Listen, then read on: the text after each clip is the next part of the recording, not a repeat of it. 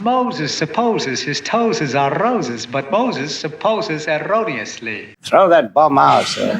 Well, I came out and I said, well, Mr. Curd, I can do better than that. Next take, you'll see, Mr. Curd, I'll do much better. Well, my real name is Eugene. You see, you can't be baptized, at least in the Catholic Church. Gene Kelly wasn't just a Hollywood legend, he was a revolution in motion. He arrived in an era dominated by the refined elegance of Fred Astaire and the kaleidoscopic choreography of Busby Berkeley, then dared to do something entirely different. With an athletic twist, a brazen spirit, and a perfectionist streak that bordered on terrifying, he changed the movie musical forever. Yet behind the charm, the iconic tap routines, and that famous scene with an umbrella in the rain, there existed another side to Kelly, one that left co-stars trembling in rehearsal halls and fans wondering what really drove his insatiable desire for perfection. Could it be the stubborn determination of a scrappy kid from Pittsburgh? Or was there something else fueling that feverish quest to outdo everyone else in the business? Today, we're unveiling the hidden layers behind this legendary dancer. A man revered for his genius and feared for his unforgiving demands. From unexpected childhood struggles and personal heartbreaks to rumored tensions behind Hollywood's gilded curtains, the secrets of Gene Kelly's life reveal how greatness can come at a steep price. Stay with me until the end, because if you think you know Gene Kelly based solely on that charismatic grin, you're in for a shock. His story is one of innovation, conflict, and the kind of gritty determination that makes even the boldest Hollywood stars quake in their dance shoes. Gene Kelly was born on August 23, 1912, in a working-class neighborhood of Pittsburgh, Pennsylvania. At first glance, his childhood might seem ordinary, one of 5 children in a large Irish Catholic family, wrestling with the day-to-day challenges of a modest life. But from an early age, he displayed a knack for defying expectations. His father sold phonographs to make ends meet, while his mother had her sights set on turning at least one of her children into a star performer. The irony? Little Gene hated dancing at first. In a neighborhood where rough and tumble sports were the norm, the notion of taking dance lessons felt like a guaranteed invitation for bullies to pile on the insults. The teasing was relentless. Yet his mother insisted, determined that her son would develop a skill set beyond mere athletic grit. He and his brother Fred were enrolled in dance classes, facing mockery on the streets and feeling it deeply. But Gene's mother saw something in him, a spark that suggested he might blend physical vigor with an artistic flair in a way no one else had done before. Outside of those dance studios, Gene was an avid sports fan. He dreamed of playing baseball for the Pittsburgh Pirates, and he also played hockey so intensely that it left a lasting imprint on his dance style. That low-to-the-ground wide-stepping approach you see in his famous routines, partly inspired by the footwork and balance required on the ice. Even as a teenager, Kelly was merging sports and dance in ways that would later stun Hollywood. It was a daring combination that set him apart from the more genteel style of Fred Astaire, who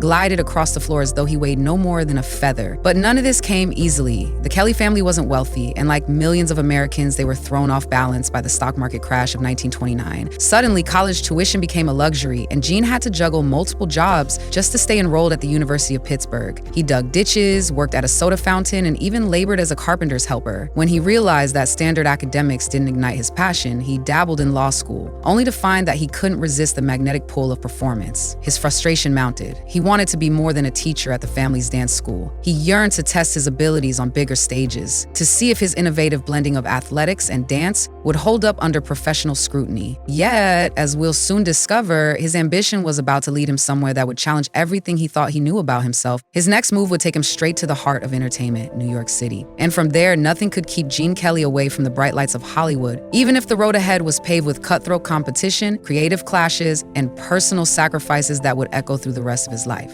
Arriving in New York in the late 1930s, Gene Kelly carried not just talent, but also an unshakable confidence. He believed he had something special to offer, an athletic, acrobatic approach to dance that might re-energize the tired formulas of musical theater. That belief caught the eye of industry figures almost immediately. Producers were intrigued by his unique style, and it didn't take long for him to land a role in Cole Porter's musical Leave It to Me. This was no small achievement. Sharing a stage with star Mary Martin, Kelly found himself in a prime spot within the ensemble, dancing alongside her show-stopping number, My Heart Belongs to Daddy. It was a promising debut, yet he quickly discovered that theater life wasn't all glamour. Yes, the roaring applause was addictive, but the backstage environment was an unforgiving gauntlet. Miss a step and you risked ridicule from fellow cast members. Show up unprepared and you you lost the respect of producers. Kelly refused to let either scenario happen. Even then, his perfectionist streak was evident, though not yet as intimidating as it would become in Hollywood. So he learned the ropes, how to time his steps meticulously, how to project confidence even when he was uncertain, and how to handle the politics of casting directors who always had another eager dancer waiting in the wings. His big break on Broadway solidified his reputation as someone on the rise. And soon enough, Hollywood came calling. David O. Selznick, the powerhouse producer behind Gone with the Wind, offered Kelly a contract without a screen test. An unheard of perk at a time when even seasoned actors had to audition. For Gene, it must have felt like fate. He had a chance to reshape the musical landscape on a far grander scale than the Broadway stage could offer. If he was going to merge ballet, tap, and raw athletic power into a single, dynamic form, he needed film's big canvas. But as we'll see, stepping onto a Hollywood lot also meant stepping into a place where competition was fierce and boundaries were rigid. MGM, the studio that ultimately bought out his contract, was known for its lavish musicals. Think Busby Berkeley's geometric extravaganzas and the elegant romance of Fred Astaire and Ginger Rogers. Where did Kelly fit into this lineup? Studios wanted to mold every performer into a marketable persona. Would Gene remain true to his high-energy, slightly rebellious style, or would he be forced to conform to the refined standards of the day? At that moment, it wasn't clear just how far Kelly would be able to push the boundaries, but with his unrelenting drive, something was bound to crack. The next move would be a defining test, his first Hollywood role. That, in turn, was going to open the door to new alliances, new rivalries, and perhaps a glimpse into the darker side of an industry that doesn't take kindly to mavericks. Gene Kelly wasted no time making his mark. His film debut came opposite Judy Garland in For Me and My Gal, 1942, which introduced him to mainstream audiences as a charming presence with a fresh take on dance. Critics praised his boyish grin, casual manner, and above all, his magnetic style of movement. But behind that friendly facade,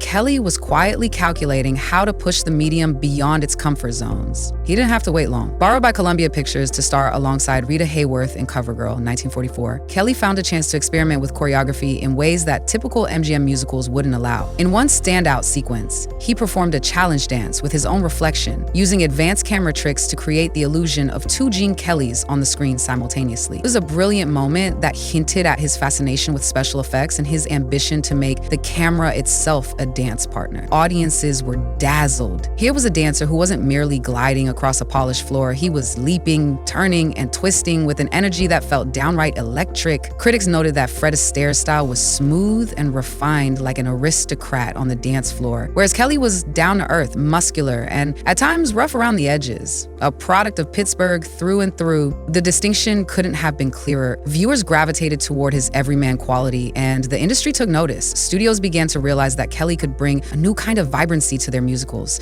a sense that dancing was not just for tuxedoed elites, but for anyone willing to pour their heart and sweat into the rhythm. Then came another leap, dancing alongside an animated mouse in Anchors Away, 1945. It was a playful sequence featuring Jerry of Tom and Jerry fame that required painstaking technical precision. Kelly's dance had to synchronize perfectly with the timing of the cartoon character. Any misstep would ruin the illusion. The risk was massive. If the gimmick fell flat, it could undermine the entire film. But the gamble worked, and it became one of the most talked about scenes in Hollywood, showcasing Kelly's flair for blending fantasy with reality. Yet all this success came at a cost. Kelly's reputation for demanding excellence was growing. Colleagues began whispering about how he pushed everyone around him, co-stars, camera operators, choreographers, to keep up with his frenetic pace. Some admired his passion, others dreaded stepping on set with him. At the time, the general public saw a beaming young star forging a new path for movie musicals. They had no idea that behind the curtain, tensions were simmering, and those tensions would only intensify as Kelly's ambition escalated, leading to the era that would solidify his legend, the golden age of MGM musicals. By the late 1940s, Gene Kelly had become one of MGM's brightest stars. With box office hits under his belt and a growing sense of creative independence, he began to exercise his control not just as a performer, but as a choreographer and director. This dual role offered him unparalleled freedom to shape his routines, but it also intensified his perfectionist tendencies. According to countless anecdotes from crew members, Kelly insisted on running steps over and over until they matched the vision in his head, sometimes pushing himself and his colleagues to the brink of collapse. One glaring example of his high-pressure methods took place on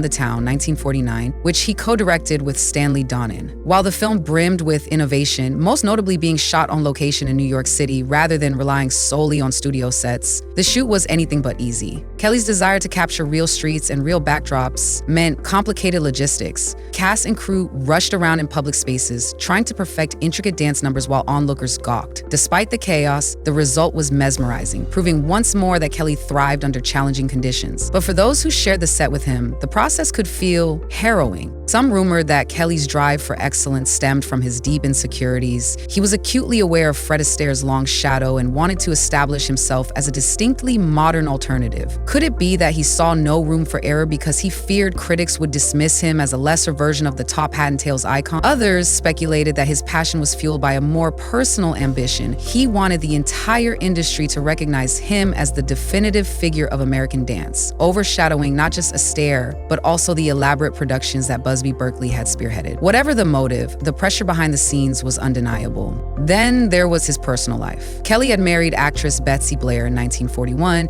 and while the pair seemed happy in the public eye, rumors circulated about the strain his workaholic tendencies placed on the relationship. Late-night rehearsals and relentless perfectionism made it difficult to maintain a harmonious family life. As Kelly's star rose, his capacity for compromise seemed to diminish. He cared deeply about artistry, but often forgot the human cost. Still, there was no denying the brilliance of the finished product. Fans adored his cheeky smile and spirited dance sequences, oblivious to the fact that co-stars sometimes left rehearsals in tears. Everyone from camera operators to costume designers learned to either match Kelly's commitment or risk feeling his ire. But that wasn't the only challenge Kelly would face as he careened toward his greatest triumph yet, an undertaking so iconic that it would forever be associated with his name. From across the country, 200,000 gallerists would see their film drop by Kelly's studio in the early 1990s. Few musicals loom larger in cinematic history than Singin' in the Rain, 1952. For generations, it's been hailed as one of the greatest musical films ever, capturing a joyful spirit that transcends time. But what audiences might not realize is how much blood, sweat, and tears were shed to make that magic possible. Kelly co-directed the film with Stanley Donen and famously choreographed its most memorable dance numbers. The end product was a masterpiece, yet the road to get there was paved with stress and near physical collapse, especially for Debbie Reynolds. When the production team cast Reynolds at just 19 years old, they knew she had star quality.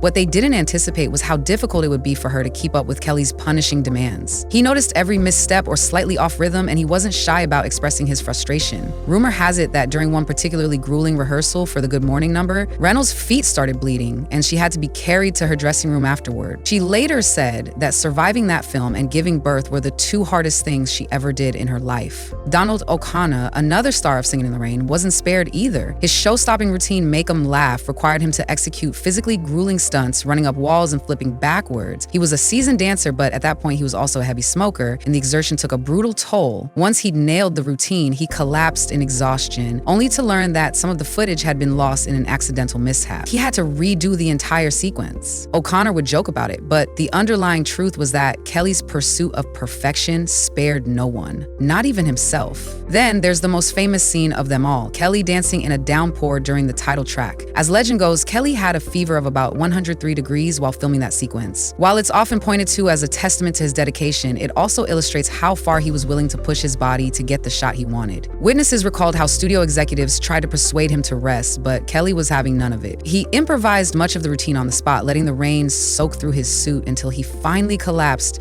exhausted but euphoric after hearing the director call, "Cut." For all the hardship, Singin' in the Rain became an instant classic. Its lighthearted tone and comedic flair belied the sweat-drenched reality behind the camera. Debbie Reynolds would eventually forgive Kelly's harsh methods, crediting him with making her a better performer, though she never forgot how overwhelming the experience had been. Even Kelly himself admitted years later, "I wasn't very nice to Debbie. I'm surprised she still speaks to me." While Hollywood fixated on Kelly's performances, there was an internal struggle unfolding that fewer people knew about. Born into a devout Irish Catholic family, Kelly's faith was something he initially took for granted. But a trip to Mexico in 1939 rattled him deeply. He was appalled by the stark contrast between the wealth of the local church and the poverty of the people. This experience sowed seeds of disillusionment, causing him to question much of what he'd been taught growing up. It would prove to be a quiet yet profoundly personal turning point, one that he rarely spoke about in interviews. This shifting spiritual landscape mirrored some of his more private doubts. Despite outward success, Kelly sometimes worried about how his single-minded pursuit of greatness impacted the people he cared about most. His marriage to Betsy Blair faced increasing strain. Blair was forging her own career as an actress, but often found herself overshadowed by Kelly's demands on set. When she was blacklisted during the McCarthy era, Kelly fought for her, showing a different side, one fiercely loyal to the people he loved. Even so, the two eventually divorced in 1957, their relationship another casualty of the relentless pace of his life. He would marry twice more. Each relationship revealed facets of Kelly's character that weren't always visible on stage or screen. He could be sentimental, protective, and attentive, but also prone to abrupt outbursts if work pressures weighed on him. Hollywood gossip columns buzzed with talk of his personal affairs, though never to the point of overshadowing his star power. The public mostly saw a charming leading man with a seemingly unstoppable creative drive. But away from cameras, Kelly was contending with a sense of restlessness. Did he ever fully resolve his doubts about religion? Close friends claimed he remained skeptical of organized faith for much of his later life. Instead, he channeled his energies into philanthropic efforts and behind-the-scenes collaborations, aiming to lift up younger dancers and choreographers who admired him. Whether motivated by guilt, a desire to leave a positive legacy, or simply an innate generosity, Kelly increasingly used his influence to support the arts. It was a softer side that rarely made headlines, but for those who benefited, it was life-changing. Still, Kelly's intensity never truly waned. Even as his cinematic output slowed, he found ways to keep innovating, experimenting with TV specials and stage productions. Yet, something was stirring beneath the surface, hinting that his days of dominating Hollywood musicals were coming to an end. As the 1950s gave way to the 1960s, Hollywood underwent a seismic shift. Big-budget musicals started to lose their crowd-pulling power, and a new generation of filmmakers gravitated toward grittier stories and more experimental styles. Gene Kelly, who had thrived in the golden age of Technicolor spectacles, found fewer opportunities to showcase his singular brand of dance-driven storytelling. In 2013, for a while, he looked for ways to adapt, dabbling in directing projects that weren't strictly musicals. Some were successful, others less so. During this period, rumors intensified that Kelly's relationship with Fred Astaire was more complicated than either had publicly admitted. While the two maintained a veneer of mutual respect, Astaire even visited Kelly on some sets. Those closest to them said Kelly always felt overshadowed by Astaire's earlier popularity. Each admired the other's talent, yet the media and fans constantly compared them, fueling an unspoken rivalry. Astaire was all refined elegance, Kelly was all boisterous energy, and the public loved both. Privately, Kelly may have carried a lingering sense of competition, especially since Astaire's career had been established first. Yet, in interviews, Kelly maintained a diplomatic stance, praising Astaire's genius while emphasizing the fundamental differences in their style. Meanwhile, a new wave of young dancers and choreographers looked to Kelly for guidance. People like Bob Fosse would credit him with pushing the boundaries of how dance could be filmed. Kelly's willingness to use the entire set as a stage, from sidewalks to rooftops, left a mark on choreographers who later staged elaborate sequences in live theater and on television. But in an industry that prized the next big thing, Kelly's star inevitably began to fade. The musicals that once captivated millions were replaced by new genres and new stars. That shift didn't stop Kelly from trying to reinvent himself. He explored working behind the camera, co-directing films and TV specials, always determined to stay one step ahead of changing tastes. But no matter how he pivoted, the public still yearned for glimpses of the unstoppable force they'd witnessed in Singin' in the Rain and An American in Paris. The fact was, the movie musical had morphed into something unrecognizable. Big studios no longer poured endless resources into them, and the lavish production numbers that defined Kelly's career became increasingly rare. All the while, the whispers of his harsh perfectionism persisted. Some said that as the industry turned away from grand musicals, Kelly found it harder to keep an edge. Others claimed he mellowed as he aged, having come to peace with his legacy. Still others insisted the old fire never died and that he was simply frustrated by a Hollywood no longer willing to invest in his visions. Whichever theory holds the most weight, one truth remained. Kelly's influence was undeniable, even if his era was drawing to a close. Gene Kelly's later years brought a mixture of reflection and quiet resolve. He married Patricia Ward in 1990, finding a companionship that many said softened him. Yet his fierce intellect and passion for the arts remained intact. Long after he stopped dancing on film, he mentored aspiring performers, gave lectures at universities, and occasionally appeared in documentaries to discuss the golden age of Hollywood. His eyes would still light up whenever he talked about camera angles, costuming, or the emotional power of choreography. Then came the end that surprised everyone. When Kelly passed away in 1996, he He had specified that there be no funeral or public memorial. A man whose entire life had been lived under stage lights and camera lenses chose to slip away quietly. This final decision left fans both puzzled and respectful. After decades of mesmerizing performances, maybe he longed for a private exit. No choreographed farewell, no protracted applause. And neither the news spread quickly and the entertainment world paused to acknowledge the passing of one of its greatest innovators. His absence underscored the enormity of his impact. People began rewatching his classics, marveling at the way he spun impossible moves with joyous abandon. Contemporary dancers pointed to Kelly whenever they broke the boundaries of a traditional stage, remembering how he turned sidewalks, lampposts, and entire city blocks into his personal dance floor. Even choreographers who favored different styles cited him as an influence, acknowledging that few before him had dared to treat the camera as an equal partner in dance. In the years since, the legend of Gene Kelly has only grown. Younger audiences continue to discover his work, sometimes through viral clips on social media. They see the passion in his eyes, the sly smile, and the unstoppable momentum in every tap of his feet. Then they stumble onto the stories, the backstage battles, the rumored rivalries, and the intense pressure that shaped every aspect of his productions. It creates a complex portrait of a genius whose brilliance might not have existed without that darker edge. And so we return to the central question: why was everyone afraid of Gene Kelly? Perhaps they feared him because true innovation demands sacrifices most people aren't willing to make. Perhaps they recognized that his standards were impossible to meet without pain and grit. Or maybe they were uneasy about the unpredictability of his genius, not knowing whether they'd catch him in a moment of furious perfectionism or in a flash of radiant inspiration. In the end, the real Kelly was likely all of these things and more. A performer who tapped into something primal in the human spirit, leaving us breathless and a bit frightened by the sheer force of his determination. Gene Kelly's legacy is as multifaceted as his choreography. On one hand, he gave the world a new vision of what a man could be on the dance floor: athletic, charismatic, and unabashedly powerful. On the other, he left behind stories of ruthless drive and a near-obsessive desire for perfection, traits that could overwhelm even the most seasoned performers who worked alongside him. This duality makes him both an icon and a cautionary tale, reminding us that greatness often comes at a steep personal cost. Yet despite the bruised egos and burst blood vessels, few in Hollywood would deny the scale of his achievements. He expanded the language of dance on film, championed innovative camera techniques, and inspired countless artists to imagine new possibilities. His influence spilled over into modern choreography, pop music videos, and even live theater, proving that his impact extends far beyond the mid-century musicals that first made him a star. So, was it worth it? That's a question each admirer and critic must answer for themselves. Some will argue that his accomplishments justify any stern behavior, while others believe that no amount of brilliance should excuse pushing people to their limits. Now I'd like to know your thoughts. How do you view Gene Kelly in light of these contrasting stories? An unstoppable force for innovation, or a relentless taskmaster who set nearly impossible standards? Let me know in the comments. And if you found this dive into his life compelling, feel free to subscribe for more journeys into Hollywood's hidden corners. After all, these legends might shine brightly on screen, but there's always a deeper story waiting to be revealed.